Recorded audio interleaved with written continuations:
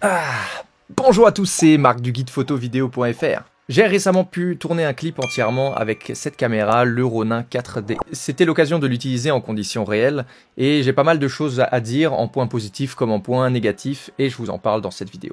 Je vous montrerai quelques extraits du clip, mais si vous souhaitez le regarder en intégralité, je vous mets le lien dans la description.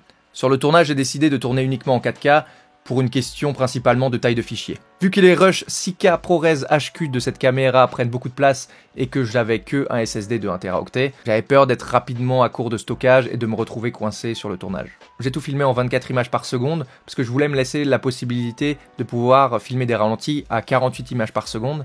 D'habitude, je filme à 25 images par seconde ou 50 images par seconde, en format PAL, évidemment. Mais ici, en 4K 50 sur cette caméra, on passe sur un format de 1 sur 2,39 et je voulais quand même me laisser un petit peu plus de flexibilité en post-prod. Je vous renvoie évidemment sur la vidéo d'Olivier si vous voulez en savoir plus sur tous les formats et les specs vidéo de cette caméra. On a tourné l'intégralité du clip en forêt et un ami m'a aidé à tourner pas mal de plans. Lui comme moi, on s'est tout de suite rendu compte que la caméra était très intuitive et très facile à prendre en main. En gros, le plaisir est immédiat et on peut très vite faire de belles images sans aller se perdre pendant des heures dans les menus. Pour certains plans, j'ai même donné la caméra à Marianne, qui apparaît dans le clip, et elle a pu s'en servir sans difficulté alors qu'elle avait jamais tenu de gimbal dans ses mains auparavant.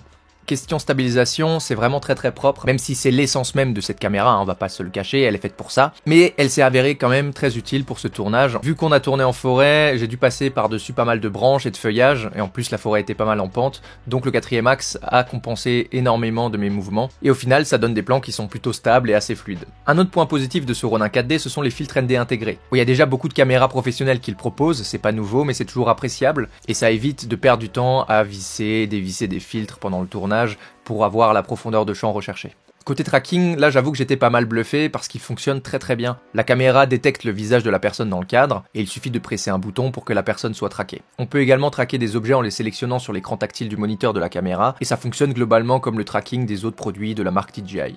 Et ce tracking s'est avéré vachement utile quand j'ai dû cadrer Marianne tout en reculant avec la caméra. J'ai dû regarder où je mettais les pieds pour éviter de me casser la figure sur une branche, et j'ai donc fait confiance au tracking pour garder bien le visage de ma comédienne dans le cadre. Et lorsqu'on utilise ce tracking-là, l'autofocus va fonctionner de telle manière à toujours garder l'objet ou la personne traquée en focus. Et l'autofocus, parlons-en, pour le faire fonctionner, il faut installer ce petit capteur LiDAR au-dessus de l'objectif, et ça fonctionne globalement très bien, notamment pour le suivi des visages. Mais, il y a un mais, il y a certains plans sur lesquels j'ai été déçu et que j'ai dû complètement jeter parce que j'étais flou et que le focus a été fait derrière moi, alors que mon cadreur m'assurait que j'étais bien encadré et que mon visage était bien détecté. Mais globalement, ça a quand même super bien marché et je pense qu'il faut le tester davantage et attendre de nouveaux firmware pour vraiment se faire un avis définitif. Concernant l'autonomie maintenant, on sait que DJI donc utilise ses batteries propriétaires, donc on peut retrouver aussi sur les Ronin M, je crois.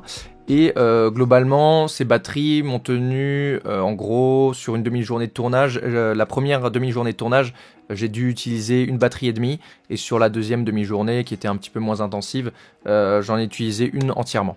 Et ça m'a suffi. Petit détail maintenant pour ceux qui se posent la question, évidemment qu'on peut monter cette caméra sur un trépied, je l'ai même monté sur un trépied photo.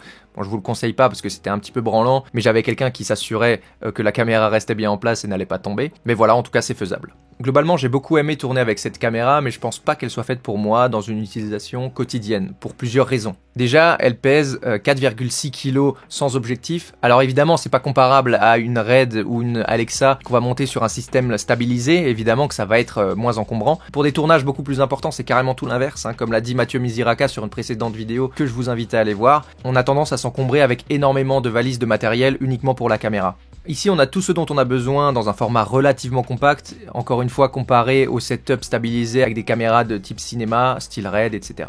Pour mon usage personnel, je préfère pouvoir trimballer mon boîtier hybride un petit peu partout, et c'est vrai que c'est plus simple quand on est vidéaste indépendant et qu'on travaille seul, dans la mesure où j'avoue que j'ai parfois un petit peu galéré à modifier les réglages en tenant la caméra avec une main pour atteindre l'écran facilement et modifier ce que je voulais modifier. C'est un petit coup de main à prendre, c'est sûr, mais bon, ça pèse quand même son poids. C'est donc une caméra qu'on pourra pas emmener partout, mais c'est évidemment pas son objectif.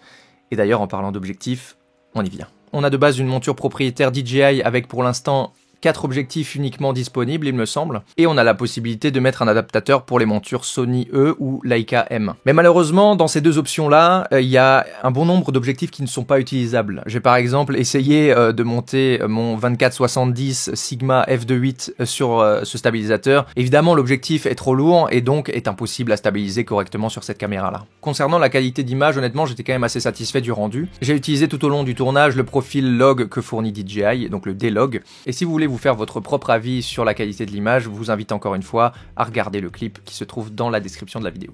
En résumé, c'est une très bonne caméra qui sort un petit peu du lot, mais qui est pas forcément faite pour tout le monde. Si ce Ronin 4D vous intéresse, et c'est vrai qu'il a tout pour plaire, essayez-le peut-être avant de l'acheter si vous en avez la possibilité, parce qu'une fois qu'on a mis un pied dans le monde tout propriétaire de DJI, c'est vrai qu'on va voir que les coûts vont s'additionner rapidement en termes de stockage, batterie, etc. Pour vous donner une idée, rien que le SSD de 1 Tera coûte environ 1000 €. Bon, c'est ce qu'on a l'habitude de voir comme prix pour du stockage de caméras professionnelles, mais bon, ça fait toujours un peu mal. Et pour plus de détails sur la question de à qui s'adresse véritablement cette caméra, je vous invite encore une fois à regarder la vidéo avec Mathieu Misiraka, qui vous apportera sûrement plusieurs réponses. Si cette vidéo vous a plu, je vous invite à vous abonner à la chaîne pour continuer à suivre notre contenu, à lâcher un petit pouce bleu. C'était Marc du guide photovideo.fr, à très vite.